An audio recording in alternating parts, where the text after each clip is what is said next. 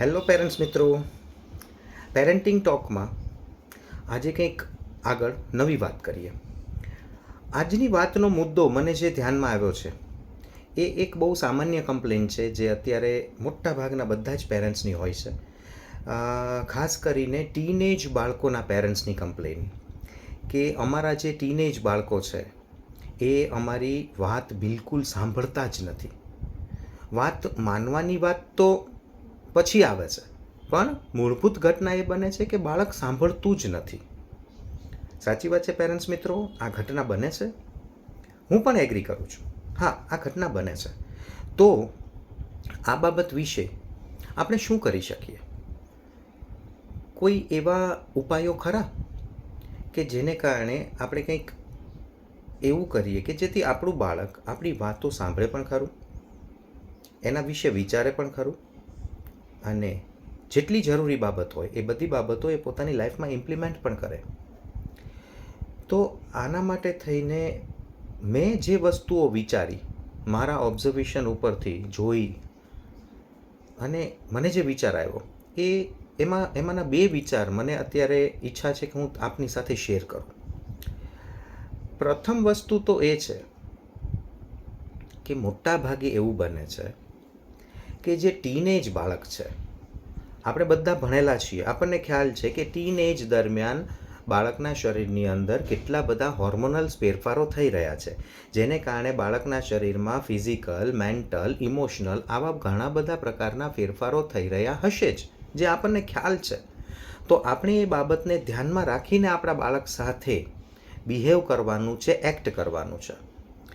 સૌ પ્રથમ વસ્તુ મોટાભાગે એવું બને છે કે આ એજ દરમિયાન માતા પિતાને અને બાળકને લગભગ દરેક વાત ઉપર કોન્ફ્લિક્ટ થાય છે, જેને કારણે પેરેન્ટ્સની ઈચ્છા હોય છે કે તેઓ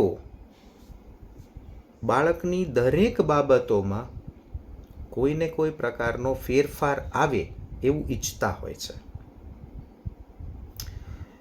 જેને કારણે થઈને મોટા ભાગે એવું બને છે કે પેરેન્ટ્સ તરીકે આપણે આપણા બાળકની દરેક બાબતને પિનપોઈન્ટ કરવાનું શરૂ કરીએ છીએ. આમ ના કરાય, પેલું આમ ના કરાય, આમાં તું આવી રીતે કરે તો સારું, આમાં તું પેલી રીતે કરે તો સારું. આવું બને છે. પ્લીઝ માર્ક કરજો, નોટ કરો તમે પોતે.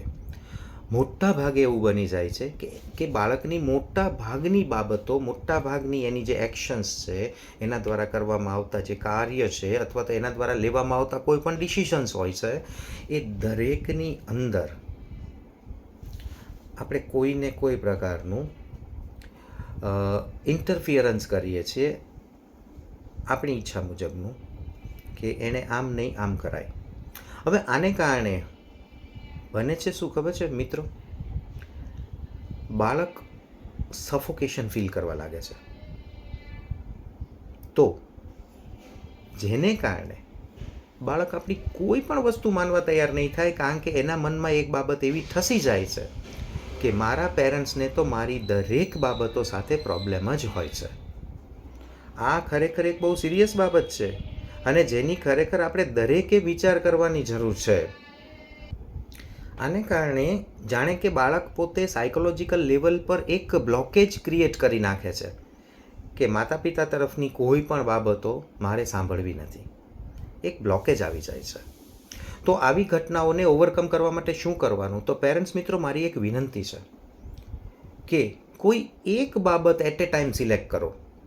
જે વસ્તુ તમને એમ લાગતી હોય કે આ સૌથી વધુ જરૂરી છે આપણા બાળકના સ્વભાવમાં, કે તેના વર્તનમાં, કે તેના જીવનમાં પરિવર્તન લાવવા માટેની, તો કોઈ એક બાબત નક્કી કરીને એ બાબત ઉપર જ જે ઇમ્પ્રુવમેન્ટ, ચેન્જીસ કરવાની જરૂર છે એ જ માત્ર તમારા બાળક સાથે ડિસ્કસ કરો.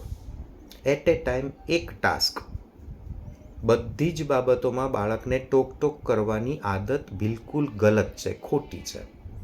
અને બીજી વસ્તુ આવે છે કે આપણે સાથે એ પણ વિચારવાની જરૂર છે કે જ્યારે આપણે પેરેન્ટ્સ તરીકે એમ ઈચ્છીએ છીએ કે આપણું બાળક આપણી વાત સાંભળે, આપણી વાત પર વિચાર કરે અને આપણી વાત માને, તો એક પ્રશ્ન બાળકના મનમાં એ પણ હોય છે કે શું મારા માતા પિતા મારી વાત સાંભળવા માટે, સમજવા માટે અને એના પર કોઈ વિચાર કરવા માટે તૈયાર છે?